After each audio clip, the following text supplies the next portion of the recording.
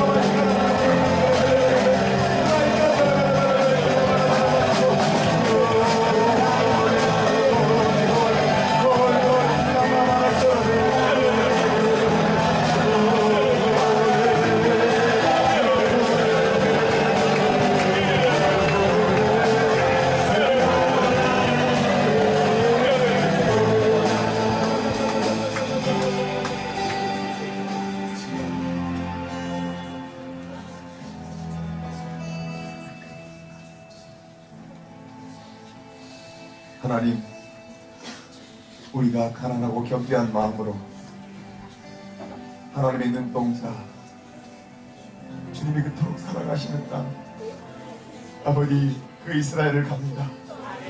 아버지 엎드립니다. 아버지 이스라엘을 회복하소서. 사방의 우겨쌈을 당해도 주님 그들이 흔들리지 아니하고 아버지 하나님 마지막 때 신부의 모습으로 이스라엘이 깨어서 흰 옷을 입게 하소서. 아버지 어떠한 나라도 해치 못할 것이며 낮에 해도 상치 못하고 밤에 달도 상치 못할 것입니다. 아버지 이 시간에 이스라엘을 축복합니다. 너희가 이스라엘을 축복하라. 그러면 너희가 축복을 받으리라. 하나님 이스라엘 평강을 아버지 이 시간에 기도합니다. 하나님 그 땅을 보호하시고 그 땅을 통해 하나님의 마지막 계획의 때를 앞당기시옵소서. 주의 남은 자들을 사용하시고 이스라엘의 교회들을 세우시옵소서. 거룩한 친구들을 세우시옵소서. 주여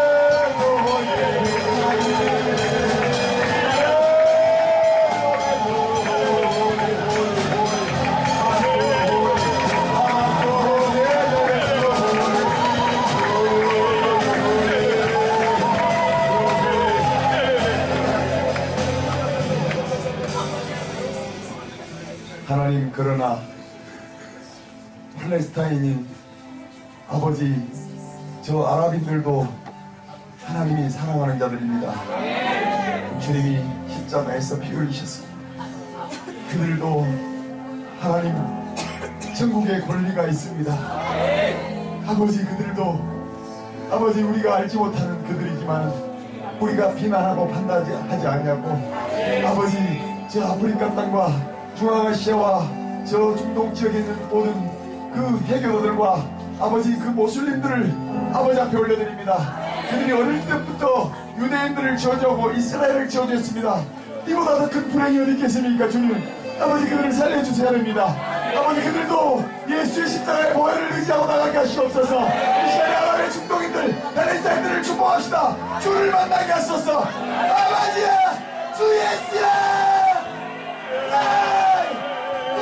십자가의 보혈로 아버지 그들이 전능력의 불의에서 주를 만나게 하소서.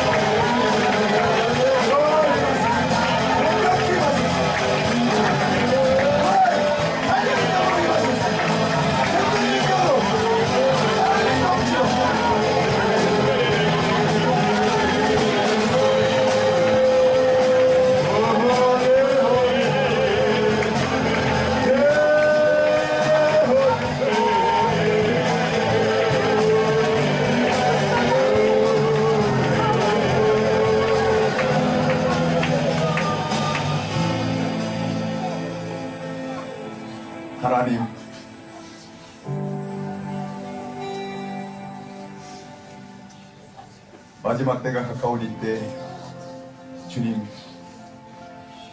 우리가 너무나 무심합니다. 교회가 세상과 섞이고 아버지 세상의 이론이 들어와 아버지 주의 성령의 운행하심을 방해하고 아버지 우리가 헛된 것을 봅니다. 아버지 이제는 우리를 들어서 이 남은 자들을 들어 사용하시옵소서. 거룩한 아버지 기도의 동역자들을 아버지 가난하고 겸비하여 온유한 심령으로 주 앞에 중보하는 중보자들을 사용하시옵소서. 이 한국 땅 도처에 기도하는 중보의 동역자들을 연합하게 하시옵소서. 마지막 때 이 거룩한 신부의 연합을 통해서 하나님의 거룩한 뜻이 이미 하늘에 이루어진 것처럼 이 땅에서 이루어질 것을 선포합니다. 아버지 순교의 반열 제선봉에서 하나님의 거룩한 신부들을 세우시옵소서. 이들을 춘마와 같이 달려가게 하시며 하나님 영광의 깃발을 향해서 달려가게 하시며 거룩한 순교를 향해 달려가게 하시며 십자가를 동거하게 하시며 좁은 문을 향해 달려가게 하소서. 우리가 죽겠나이다. 우리가 주의 뜻대로 살겠나이다. 주의 영광을 위해 살고 죽겠나이다. 할렐루야. 주님 영원히 높임을 받으시며 이 민족과 북한과 일본과 중국을 아버지 마지막 때 하나님의 거룩한 동역자들로 사용하시며 이스라엘까지 행진하게 하시옵소서. 마지막 때 하나님이 쓰는 귀한 청년들 아버지 참으로 거룩과 순결의 영으로 주 앞에 기도하고 말씀을 선포하는 귀한 청년들 아버지 하나님 너무나 귀합니다. 아버지 하나님이 우리 데이비차 형제와 박성호 형제와 아버지 다니엘 김과 수많은 하나님 깨어있는 주의 청년들이 있습니다. 주님 이들을 사용하시옵소서. 다니엘처럼 다윗처럼 아버지 하나님이여 바울처럼 사용하시며 스데반처럼 사용하시옵소서. 할렐루야. 하나님 만왕의 왕이심을 인정하는 하나님의 거룩한 역사를 일으키시옵소서. 할렐루야. 일본으로 높임을 받으시옵소서. 대대 무음대로 영원히 영광을 받으시옵소서. 예, 주님 감사합니다. 할렐루야. 예수 그리스도 이름으로 선포합니다. 아멘. 이 시간 하나님께 우리가 감사와 기쁨으로 또 믿음으로 작은 예물을 드리겠습니다.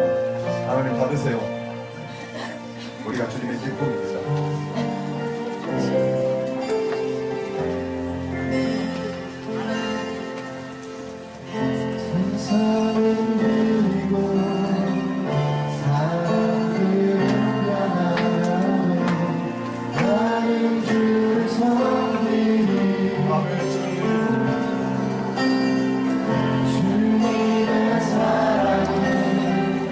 영원히 변하지 않네.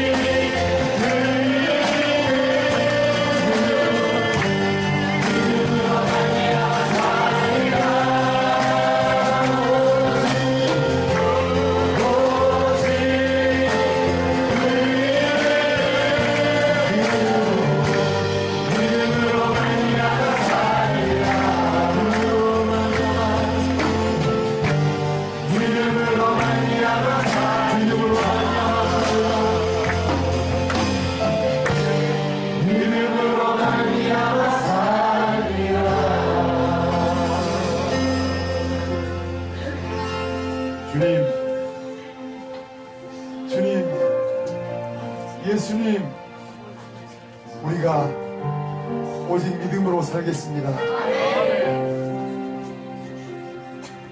마지막 때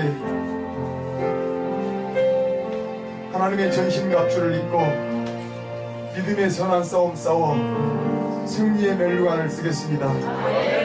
주 예수여, 우리에게 믿음을 더하소서. 온전한 믿음, 그리스도의 장성한 믿음의 분량에 자라. 아버지, 마지막 때 수많은 생명들과 나라들과 족속들과 아버지 민족들을 구원하며 하나님의 나라가 이 땅에 흥왕하도록 끝까지 믿음을 지키며 배도하지 아니하고 말씀대로 살겠습니다. 주여, 우리가 말씀을 믿음으로 말미암아 구원받았으므로 오늘도 그 말씀을 듣고 마음으로 믿고 아버지 행하는 믿음으로 삶 가운데 주 예수를 증거할 것입니다. 주님, 우리가 믿음의 행동으로 옮겨 이 땅에서 주가 살아계심을 친히 보일 것입니다. 예수 그리스도의 이름과 보혜의 능력과 하나님의 권세를 사용할 것입니다. 어찌여 믿음이 없느냐고 책망하신 주님, 아버지, 우리가 믿음을 보이겠습니다. 내 믿음대로 되리라고 하신 주님, 그 믿음으로 살겠습니다. 믿음으로 살고 믿음으로 죽겠습니다. 주 예수여, 그렇게 고백하고 찬양하고 아멘하고 말씀을 듣기를 원하는 이곳에 모인 우리들을 보시옵소서. 귀로 듣지 아니하고 마음으로 듣고 심중에 그 말씀을 받은 대로 살게 하시옵소서.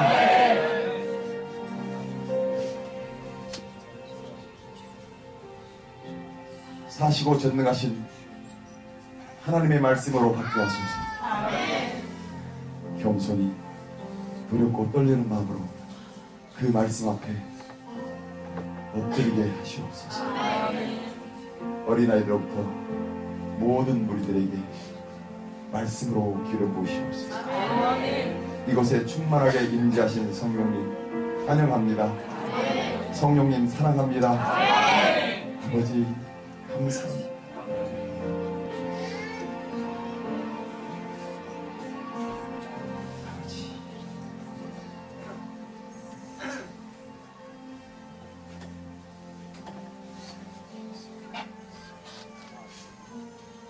믿음의 손길들 마음으로 드린 귀한 예물을 주님 흠양하시고 받으실 만한 제사 되게 하여 주시옵소서. 손 얹고 축사하시고 아버지 하나님이여 하나님의 기적을 이루는 제적이 되게 하시옵소서.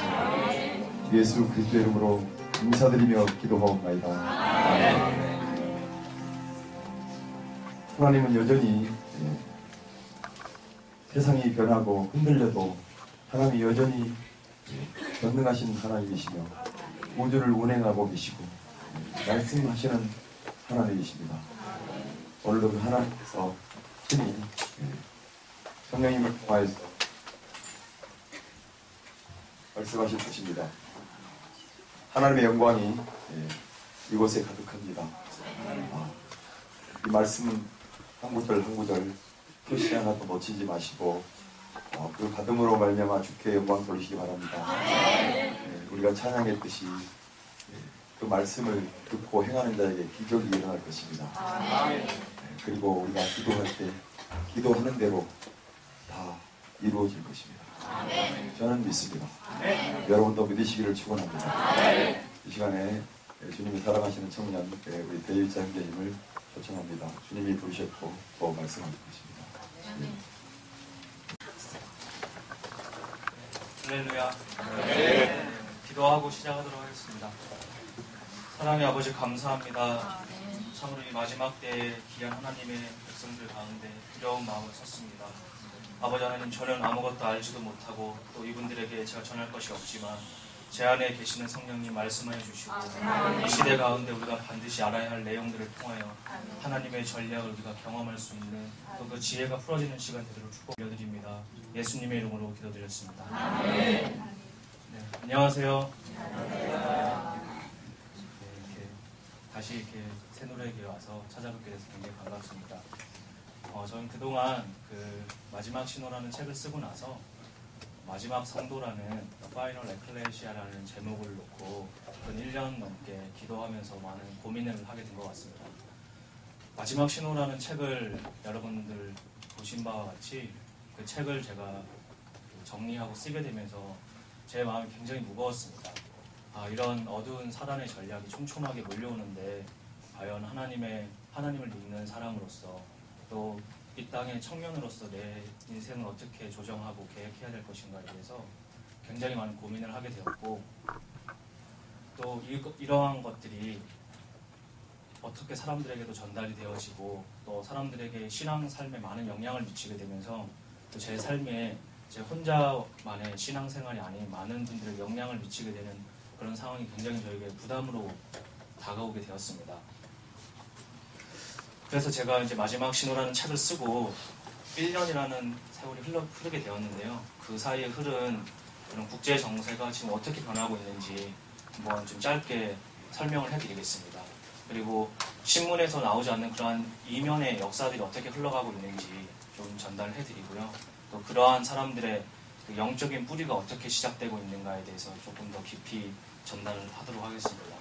네, 사실 제가 오늘 전하고 싶은 초점은 이러한 사단의 더 깊은 전략이 아니라 마지막 때 하나님의 사람들을 통하여 하나님 원하시는 그 궁극적인 하나님의 전략이 무엇인가를 전하는 것이 오늘 제가 2권이라는 책을 쓴 내용의 주제이고 또 오늘 여러분 앞에 서게 된 목적입니다. 그래서 그러한 내용을 좀 전하도록 하겠습니다. 1948년도에 이스라엘이 회복이 되었습니다. 회복이 되었고 2000년 역사를 넘어서 성경에 기록되어져 있는 대로 정말 회복이 되었죠. 그런데 우리 이렇게 역사를 한번 살펴볼 때 2000년 전에 어떠한 지역을 지배하고 있던 국가가 다시 이곳이 내가 과거에 지배했던 땅이니까 내 나라를 건설하겠다라고 한 것이 역사상 이루어진 사례가 없습니다. 2000년 전으로 돌아가게 되면요, 한국은 삼국시대였습니다. 삼국시대 때 차지하고 있던 땅을 내 땅이라고 내놓으라 그러면은 이 국제사회에서 어떻게 받아들여지겠습니까? 그런데도 불구하고 그 이스라엘의 회복을 곰곰이 살펴보면 성경이라는 말씀의 그 기축 위에 지구 안에 있는 다양한 이해관계들이 갈등 속에서 정말 하나님의 신묘막측한 방법으로 이스라엘이 회복되어지는 것을 바라보게 됩니다. 에스겔서 말씀에는 내가 너희를 열국 중에 취하여 내고 열방 중에서 모아 고토로 옛날 땅으로 다시 들어가게 하겠다라는 말씀이 나와 있습니다. 정말 하나님의 말씀 안에서 모든 역사가 이루어지는 것을 저희가 확인할 때마다 사단의 전략이 너무나도 촘촘하게 밀려오고 있지만 이건 역시 하나님의 온전한 뜻을 이루기 위한 하나님의 허락하시는 그 일들이라는 것을 우리가 알 때 우리의 온전한 그 새로운 소망을 성경 안에서 얻게 되는 것 같습니다. 제가 뉴욕으로 가는 그 LA 쪽에서 많은 이렇게 강의를 하고 뉴욕으로 가는 그 비행기 안에서 마음이 참 무거웠습니다. 21일 동안 이렇게 집회를 하고 이렇게 무거워진 몸을 이끌고 비행기에 있는데 제 마음 가운데는 하나님, 이 많은 사람들이 어떻게 해야 되고 또 다른 사람들을 논하기 전에 제 자신이 마지막 때 삶을 어떻게 정비해야 되겠습니까? 그리고 하나님의 도대체 회복의 전략이 어떻게 기록되어져 있습니까? 그게 저는 참 궁금했습니다. 그리고 제가 이렇게 잠에 들었습니다. 그 비행기에서 잠에 들었는데요. 꿈에서 그냥 이렇게 참 신기한 꿈을 꾸게 되었습니다. 이렇게 잠에 들었는데 이렇게 그 우주를 바라보게 되었습니다. 우주를 바라보았는데 제 꿈속에서 제 생각은 아마 하나님이 태초의 말씀으로 우주를 창조하시는 그러한 모습을 꿈을 통해서 보게 된 것 같았습니다.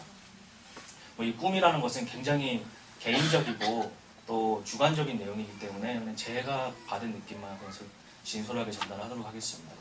그것이 모든 것이 흑암 가운데 갑자기 하나의 빛이 발생하기 시작하면서 우주라는 커다란 은하계가 이렇게 창조되고 있는 모습이었습니다.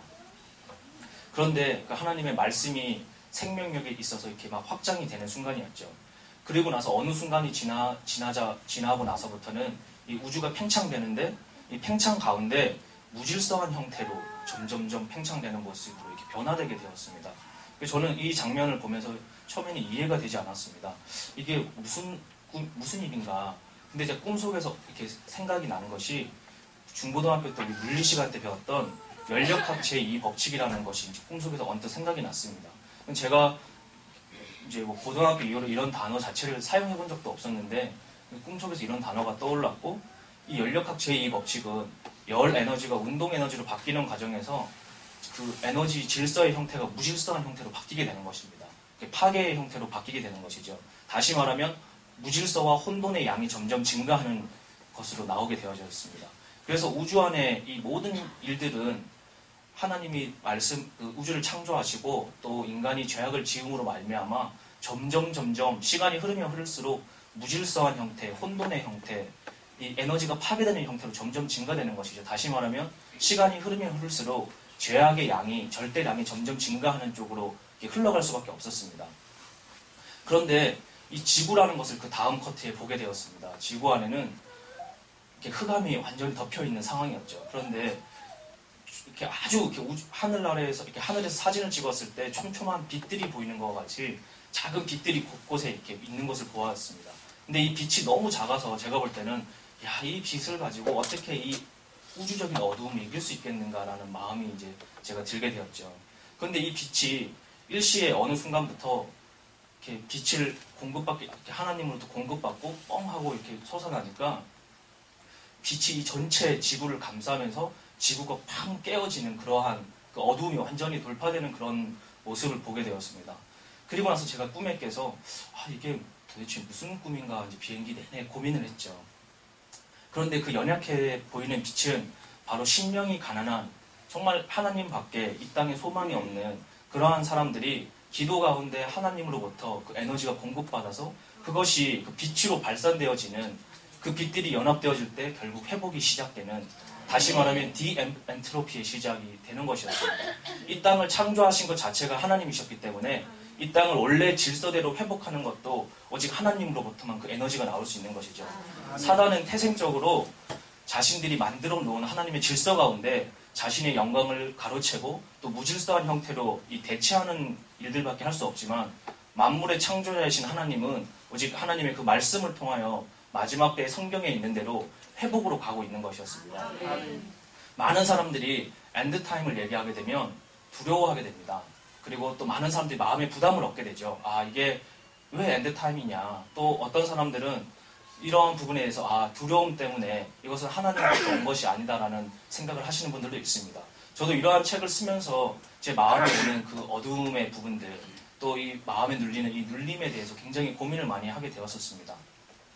그런데 결국은 순종하는 자들을 통해서 이 전쟁은 하나님이 개입이 있는 것입니다. 우리는 그 하나님의 개입이 있다는 그 사실에 이 우리의 전쟁의 희망을 두고 있는 것이죠. 결국 하나님 말씀에는 어두움이 빛을 이기지 못한다고 성경은 기록하고 있습니다. 인간의 무질서한 흑암이 가득한 가운데 하나님의 빛을 공급하는 사람들이 바로 저와 여러분들이라고 저는 믿습니다. 세상에서 봤을 때는 정말 보잘것없는 사람들일 뿐입니다. 정말 세상에는 좋은 사람들, 정말 세상으로 잘 나가는 사람들이 이 땅을 완전히 지배하고 또 계획하고 회의하고 국제 정세를 이끌어가는 것처럼 보이고, 실제 믿음이 없는 눈으로 볼 때는 그들이 주주로서 이 세상을 다 통치하고 있습니다.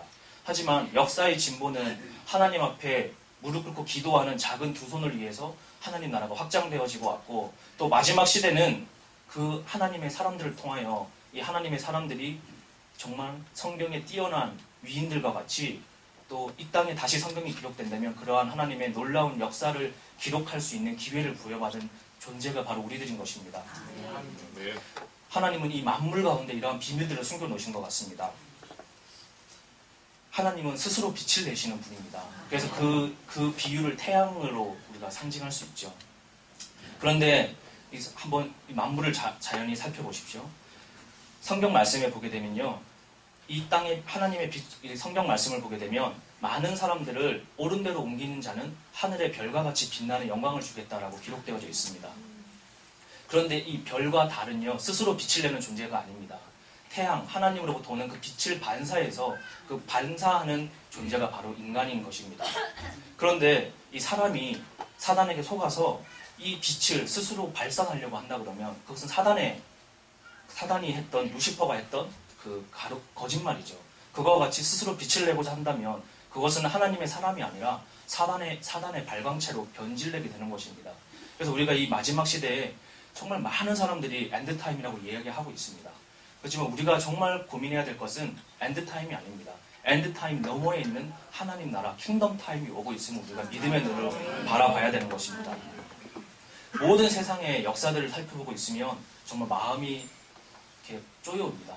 이러한 흑암이 어떻게 내가 이해해야 할까?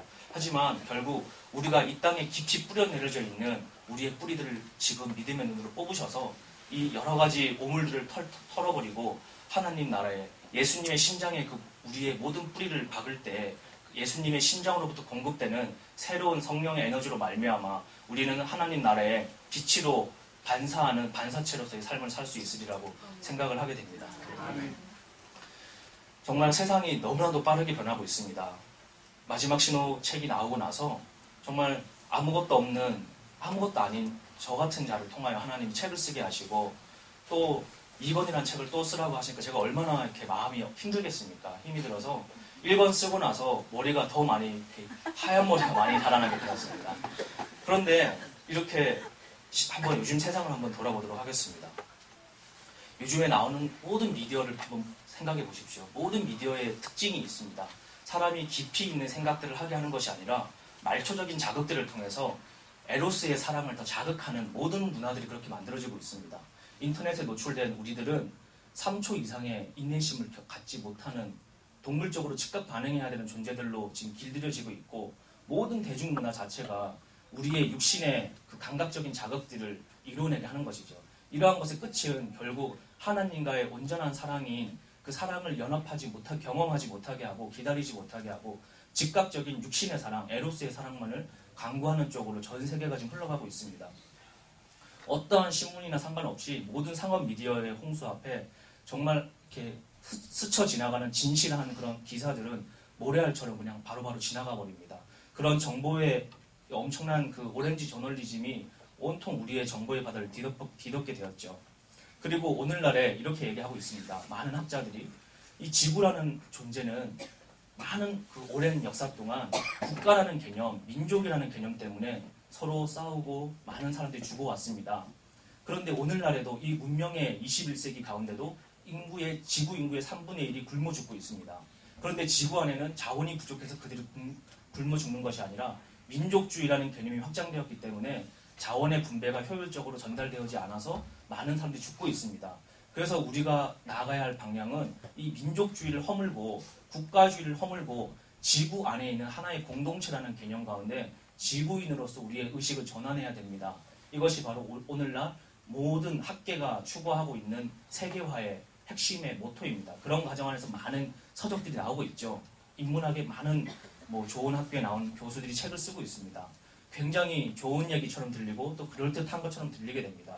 근데 세상이 정말 그렇게 순수한 마음으로 역사가 진행된다면 얼마나 우리가 감사하겠습니까?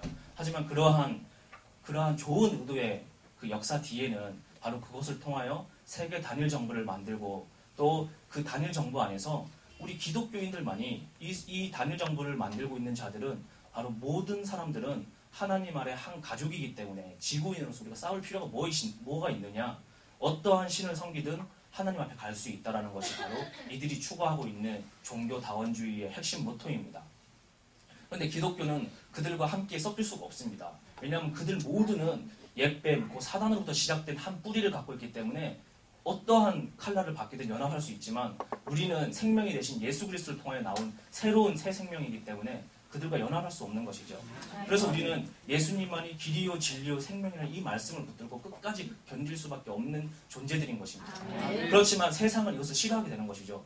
너희들의 그 배타적인 신앙관 또 보수적인 그 신앙관 때문에 오히려 예수 그리스도가 진정한 평화의 왕임에도 불구하고 사단이 잡고 있는 이 세상의 가치관을 봤을 때는 예수 그리스도가 평화를 깨는 존재인 것처럼 비춰지고 있는 것이 오늘날의 국제사회 현실입니다.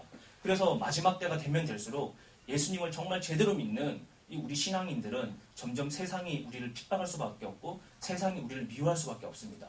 하지만 성경이 분명히 기록하고 있습니다. 세상이 너희를 미워한다 할지라도 너희가 이상하게 생각하지 말라고 예수님께서 이미 말씀을 하고 계신 것이죠. 그래서 오늘날 지금 흘러가고 있는 이러한 세상을 제가 좀 설명을 해드리도록 하겠습니다. 많은 사람들이 이 마지막 때 또 짐승의 표에 대한 논쟁이 굉장히 뜨겁습니다. 저도 이런 책을 쓴 저자로서 항의성 메일과 함께 여러 가지 이런 뭐 자료들을 접하고 있습니다. 하지만 제가 정말 일권을 통해서 말씀드리고 싶었던 것은 짐승의 표가 메리칩이다 아니다 이것을 논하기 전에 이것을 만들고 있는 큰 그림을 바라보길 원했습니다. 이 논쟁 자체를 가지고 이게 옳다 그르다라는 그러한 가치 판단을 하기 전에 앞서서 이것을 만들어가고 있는 집단과 그들이 숭배하고 있는 종교와 어떻게 연결되어져 있고 이것이 오늘날 주류의 경제 시스템과 어떻게 연결되어져서 이게 정말 어떠한 방향으로 적그리스도의 정부가 등장할 수 있는 시스템 가운데 그러한 새로운 아이디 기술로서 통용될 그러한 기술을 제가 이야기한 것이고 이것이 좋은 쪽이든 나쁜 쪽이든 이제 한국 사회에 많이 이제 표면화되고 있고 주류 신문에서도 반대하는 기사건 찬성하는 기사건 이슈화되고 있다는 것은 정말 이 마지막 때 우리가 이러한 인포메이션이 전달되고 있다는 것은 참 감사한 일이라고 생각을 하게 됩니다. 그런데 한번 보십시오. 요즘에 일어나고 있는 이 사람들의 이 세계 정부를 만들어가는 사람들에 대해서 한번 보도록 하겠습니다. 요즘에 월가에 많은 데모가 일어나고 있습니다. 이 세계 금융을 개혁해야 됩니다. 왜 우리가 99%고 저들은 1%인데 1%가 장악하고 있는 금융가에 의해서 99%인 우리가 왜 고생을 해야 됩니까? 라고 데모를 하고 있고 그 월가에서 시작된 데모가 워싱턴으로 또 LA로 또 유럽으로 전 세계로 이렇게 막 번지고 있습니다. 언뜻 보기에는 이제 사람들이 깨어나기 시작하나 보다 이렇게 비춰지죠. 이제 사람들이 뉴욕에 있는 월가에 있는 금융가의 그 부패를 깨닫기 시작하고 저항하기 시작하나 보다 라고 우리들은 생각하게 됩니다. 그리고 또 순진한 사람들은 희망을 갖게 되죠. 하지만 그 일이 일어나고 즉각적으로 그 찬성 발표를 한 사람이 두 사람이 있습니다. 바로 조지 소로스라는 퀸턴 펀드의 헤지 펀드의 대표이고 또 한 사람은 노엄 촘스키라는 사회학자죠. 이 사람들을 바라보면 마치 그 국제 금융가들을 저항하는 반대하는 편에 서 있는 그 좋은 세력인 것처럼 비춰집니다. 그런데 참 안타깝게도 조지 소로스는 국제 금융을 장악하고 있는 자칭 유대인이라고 이야기하면서 실상은 사단의 회당인 프리메이슨의 우두머리라고 할 수 있는 로스차일드 가문의 실질적인 그 대리인입니다. 대리. 우리가 뭐 이렇게 좀 비속어로는 바지 사장이라고 그러죠. 실제로는 그 주인이 아닙니다. 하지만 유택의 금융가들을 이 국제 금융 질서로 만들어주는 대변인입니다. 왜 이런 일을 하느냐? 이들이 하고 있는 일은 정반합의 그 원리를 이용을 하게 됩니다. 변증법적인 논리를 통해서 자신의 완성을 하게 되는 것이죠. 지금 국제사회 유럽에 있는 유로화와 또 세계의 기축통화인 달러를 장악하고 있는 사람들이 바로 로스차일드와 그 밑에 있는 록펠러 그룹들이 이 장악을 하고 있습니다.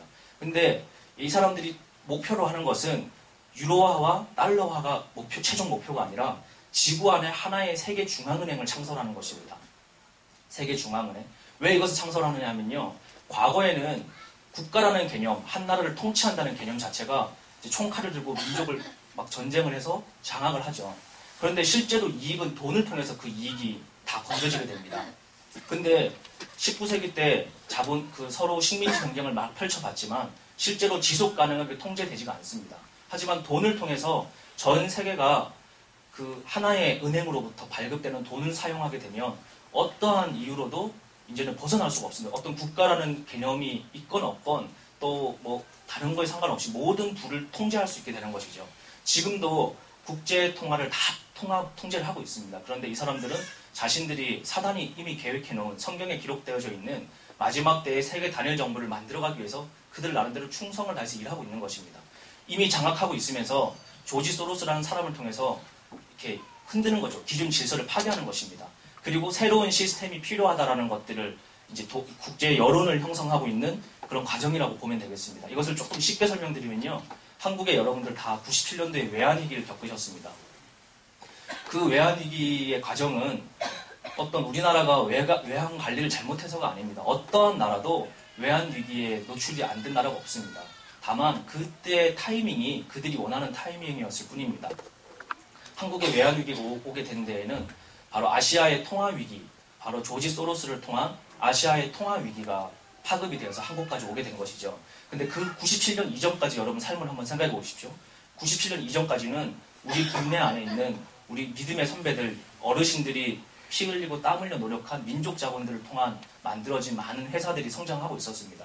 그리고 그 많은 부들이 그래도 나름대로 많은 사람들에게 공급되고 있었죠. 그래서 사람들이 97년도 이전의 가치관에는 돈이 최고의 가치관이 아니었습니다. 연봉의 랭킹이 최고의 가치관이 아니라 우리 삶 가운데 어떠한 것이 더 사회에 이득이 되느냐라는 그러한 가치관 가운데 사람들의 사고의식이 있었죠. 그래서 그때만 하더라도 어렵고 힘든 일, 또 월급은 작지만 보람된 일에 대한 사람들의 좋은 인식들이 있었습니다.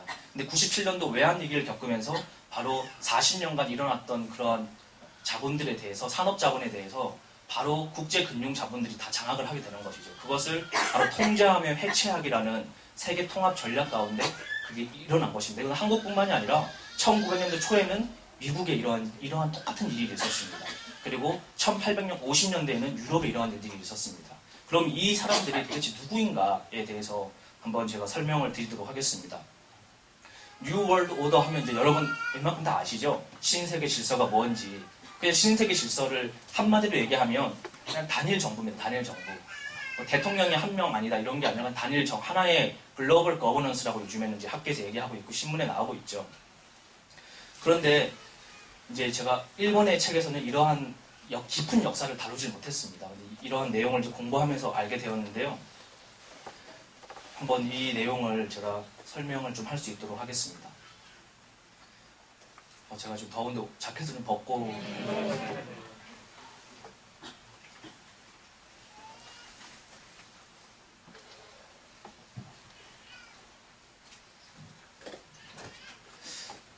이제 19세기 이후부터 돈을 지배하는 사람들은 로스차일드 가문이라는, 우리 로스차일드 가문 들어보신 분 한번 손 한번 들어보시겠어요? 아, 여기는 너무 깨어난 집단이라서 거의 다 알고 계시네요. 저는 불과 2년 전만 하더라도 이 단어를 알지 못했습니다. 로스차일드 가를 대표로 해서 17개 주요 은행 가문들이 유럽의 돈을 지배하고 있었습니다. 이 은행 가문들은 전쟁을 통하여 국가의 흥망성쇠와 상관없이 채권자라는 이름으로 항상 우리 주변에 남아있게 되는 것이죠. 이 거대한 자본 집단들은 점차 세계 자본과 신용의 흐름을 장악하기 시작했고 정부와 군대라는 꼭두각시를 통해 역사의 게임의 규칙들을 만들어내기 시작했습니다. 오늘날 자본은 정치, 경제, 종교, 미디어, 교육, 예술, 가정에까지 모든 분야에 영향을 끼치고 있습니다.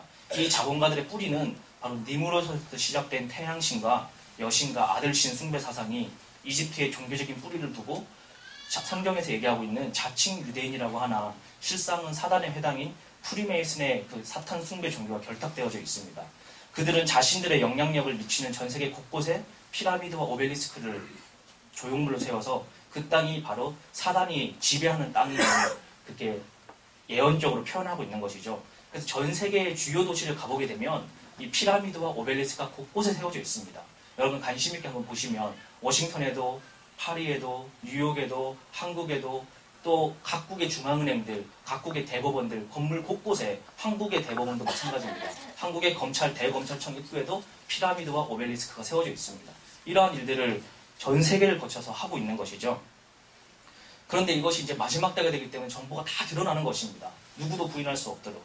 로스차일드 가문은 그 영향력에 비해 우리가 별로 아는 게 없습니다. 하지만 로스차일드 가문은 19세기에 영국, 프랑스, 독일, 오스트리아, 이탈리아, 유럽의 주요 국가화폐의 화폐 발행권을 지배한 최대 금융 독점 그룹입니다. 오늘날 영국과 프랑스와 독일을 중심으로 유럽 중앙은행, 유로화를 발권하는 유럽 중앙은행을 지배하고 있고 또 달러를 발행하고 있는 미국의 연방준비은행의 최대 주주로서 우리 삶 가운데 있습니다. 홍콩 샹하이 은행이라는 HSBC라는 은행을 통해서 아시아의 중국 중화권을 장악을 하고 있고 런던의 금융시티, 시티 오브 런던의 실제 주인으로서 세계 금시장의 가격 결정권을 오랫동안 유지하고 있습니다. 막대한 자본을 기반으로 세계 최대의 석유산업, 로열 더치 쉘이라는 석유회사를 통제하고 있고 여러분 결혼할 때 다 다이아몬드 반지에 대한 여자분들 꿈이 있으시죠? 그 바로 디비어스사라는 세계 모든 다이아몬드 산업의 유통과 가공과 생산을 통제하고 있는 디비어스사의 실제 주주입니다. 세계 최대의 니켈 업체의 주주이고 레저 산업, 백화점 또 와인을 좋아하시는 분들의 세계 최고의 와인 산업을 장악을 하고 있습니다. 여러분 매일 TV에 나오는 알리안츠 생명보험 다 이 사람들의 소유주예요. 또 우리가 차를 마시는 립톤 같은 그런 홍차도 다 이 회사들의 소유입니다. 이렇게 깊이 영향을 미치고 있는데도 우리가 뭐 알 수가 없는 것이죠. 이 사람들은 자신들을 스스로 이렇게 공개적으로 드러내질 않습니다. 세계 금융시장을 장악하고 있는 킨턴 펀드의 조지 소로스도 이 사람들의 그 대리인입니다. 이러한 것을 제가 책 내용에 이 퀸턴 펀드의 주요 주주들이 어떻게 서로 이 소로스와 혼맥 관계에 얽혀 있는지를 이제 책에 있는 근거로 다 이렇게 밝혀놨습니다. 그런데 이러한 일들이 이제 다 일어나고 있는 현재 상황에 있죠. 그런데도 불구하고 조지 소로스나 록펠러가가 우리가 이제 얘기하는 포브스지 같은 세계 억만장자 리스트에 매년 나오지 않는 이유는 이 회사들이 1900년도에 이미 자신의 재단들을, 자신의 그 자본들을 재단이라는 이름과 또 지주회사라는 개념으로 다 전환했습니다. 그래서 이 세계 억만장자를 체크할 때는 개인들의 주식과 토지에 대한 가치를 평가를 하기 때문에 이 사람들은 빠지게 되는 것이죠.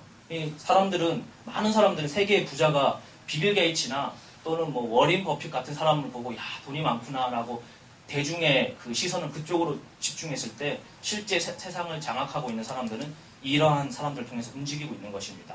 그런데 제가 이렇게 여러분들 앞에서 이 뜬금없는 경제 얘기를 이렇게 하는 이유는 다 이유가 있습니다. 왜냐하면 한번 잘 들어보십시오. 세계를 하나로 만들어가는 사람들은 전부 다 하나같이 스스로를 유대인이라고 얘기합니다. 근데 그들은 세계의 주요 분쟁의 설계자임에도 불구하고 늘 대리인을 내세워서 전면에 나타나지 않고 그들이 추구하는 것은 세계를 하나의 통치 시스템으로 만들어가는 것이고 그 핵심에는 각국의 화폐 발행권의 통제가 있습니다. 오늘날 2008년도부터 시작된 세계 금융위기는 바로 전 세계를 하나의 화폐 시스템으로 만들어가기 위한 뛰어난 연출이고 기독교가 이 부분에 관심을 둬야 하는 이유는 세계 정부 시스템 속에 준비되고 있는 단일 정부 시스템이 바로 이 사회를 안정으로 하기 위해 모두가 배도의 길을 요구하도록 부르심을 받는 길로 나가고 있기 때문입니다. 집단과 배도와 거짓된 평화라는 이론, 참 평화는 오직 예수밖에 없습니다. 이 세상의 평화는 바로 사단이 만들어 온 거짓 평화인 것이죠. 그런데도 많은 사람들은 그 사단의 정부 가운데 통제되는 바로 돈을 통제하는 것이죠. 이제는 종이 없는 사회, 이산화탄소 배출을 줄이는 환경이 좋아지는 사회를 만들기 위해서 앞으로 세계 단일 정부에서 만들어지는 돈은 이제 돈 자체의 종이로 발권되질 않습니다. 모든 게 전산화로 통제되는 가운데 그 전산을 실제로 집행하기 위해서는 그들이 요구하는 새로운 사회 신분증인 어떠한 것들을 받게 요구되는 것이죠. 그것이 얼마든지 이름을 바꿀 수 있습니다.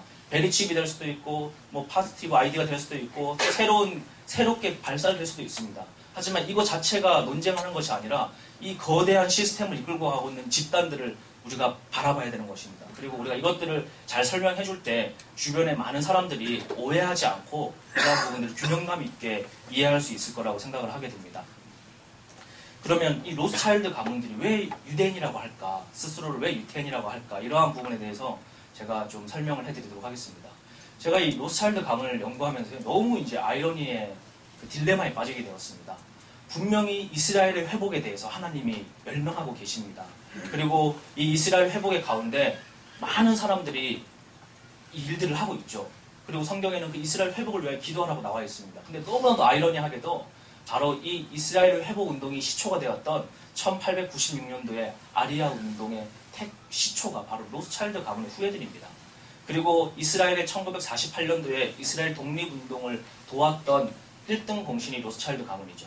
이스라엘에서는